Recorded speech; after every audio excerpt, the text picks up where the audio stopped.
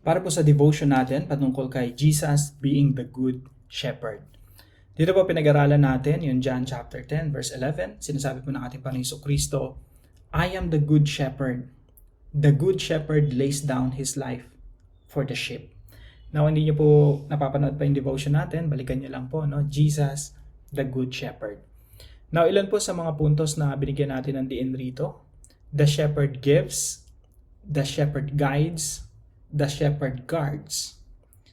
And then, ilan po sa mga application po natin. Find the path meant for you. Merong plano ang Panginoon Jesucristo sa iyong buhay. Meron siyang pinagdadalan sa iyo. You need to find that. Huwag po nating ihambing o i-compare ang ating mga sarili sa ibang tao. Maraming na-achieve, maraming napuntahan, magandang trabaho, maraming nabili. Mga kaibigan natin na mas umunlad na sa buhay, tapos tayo na pag-iwanan. Huwag natin i-compare yung ating sarili kasi merong pinagdadalhan ang Diyos sa atin. At merong specific na para lang talaga sa iyo. So you find that path meant for you. So another application is follow the shepherd's voice and fear no one but God alone. Now, gusto ko pong ibaling yung ating atensyon dito sa Psalm chapter 23. Dito po inihahambing ni Haring David yung si Yahweh na bilang the good shepherd. So sabi po ni Haring David, the Lord is my shepherd, I lack nothing. Dahil si Yahweh ang aking pastol, hindi ako magkukulang. Hindi ako mangangailangan to the point na walang magpro-provide. Si Yahweh, He is my provider. He will provide everything I need. Alam niyo po mga kapatid, pag ikaw ginagawa mo yung mga bagay na pinapagawa sa iyo ng Diyos, yung misyon ng Diyos, yun ang misyon mo sa buhay, you can claim that nothing will be you will not be deprived. Ibig sabihin ng deprived, para bang pinagkaitan ka, you know?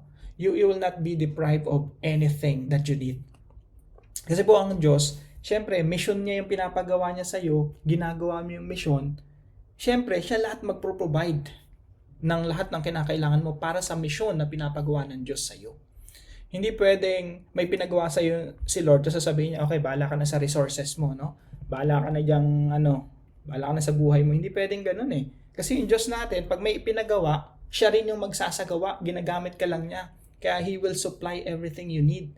Kaya nga po sabi ng one of the greatest missionaries, no, sa China, na si Hudson Taylor, sabi niya, God's work done in God's way will never lack God's supply. Yung mga gawain ng Diyos, pag isinasagawa sa kaparaanan ng Diyos, ay hindi magkukulang sa provision ng Diyos.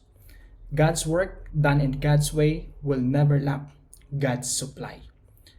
So the Lord is my shepherd, I lack nothing.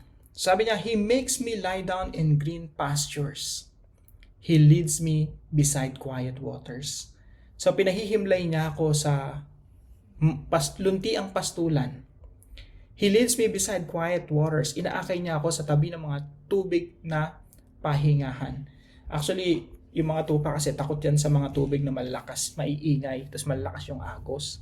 Tsaka yung mga tupa kasi pag makapal na yung balahibo, yung sobrang makapal na, pag yan nabasa ng tubig, malulunod na.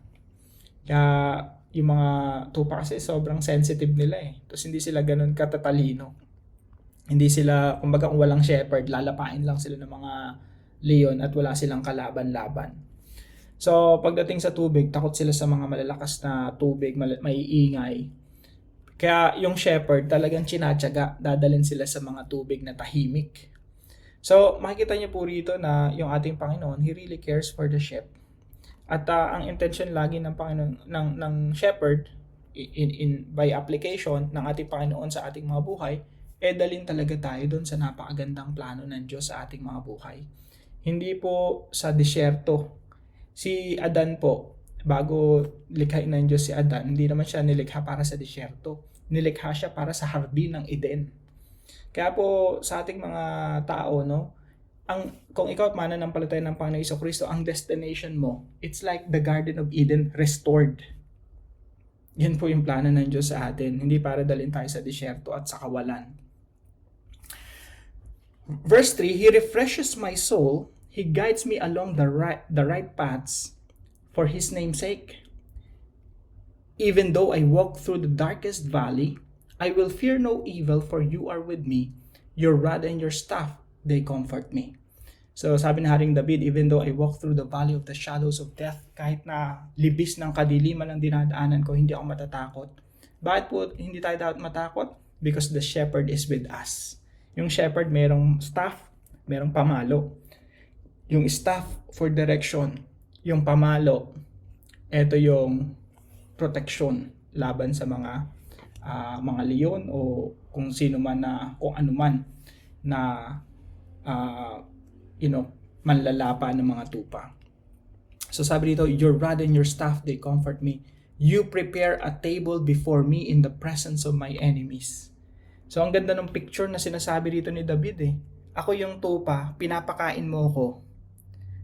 Meron akong table, kumakain ako dyan in the presence of my enemies. Ibig sabihin, meron akong kapayapaan na kumakain ako ng maayos, samantalang yung mga kalaban ko na gusto akong gawa ng masama, nakatingin lang at wala silang magawa because I'm under the protection of the shepherd. You prepare a table before me in the presence of my enemies. You anoint my head with oil. My cup overflows. Surely goodness and love will follow me all the days of my life, and I will dwell in the house of the Lord forever. Sabi nga rito, dahil si Yahweh yung shepherd, siya yung mabuting pastol. Surely goodness and love will follow me. Ang ganda, no? Pati yung goodness and love, yun yung maghahabol sa'yo, no? Kaya mga kapatid, napakalaga po na lumalakad tayo ayon sa kalooban ng ating shepherd, ayon sa kalooban ng ating Panginoon Jesucristo. You don't have to seek the good. You don't have to follow success. Success and goodness will follow you. Kung ikaw ay kasama ng shepherd, lumalakad ayon sa kalooban ng ating pastol. Now, whenever I talk about success, don't think na yung buhay Kristiyano ay walang pagdurusa, no? Kasi part of the Christian life is suffering. Talagang mayroong mga suffering tayong dadanasin. Hindi porke Kristiyano ka, hindi ka na magkaka-cancer ng stage 4. Pero sa anumang sitwasyon na mangyari sa ating buhay, tandaan natin kapag meron kang shepherd, meron kang kapayapaan. Meron kang katagumpayan kahit na sa gitna ng kadiliman, kahit na sa gitna ng pagsubok, kahit na meron kang malubhang karamdaman. You still have the victory of the Lord Jesus Christ. As long as you are with the shepherd, there is nothing to fear. So, I hope meron po kayo natutunan sa devotion natin na ito, sa additional video na ito. And pwede nyo rin po panoorin yung devotion natin. So, hanggang dito na lamang po. At bukas magkita-kita tayo as usual, 5 a.m. dito po sa ating daily devotions.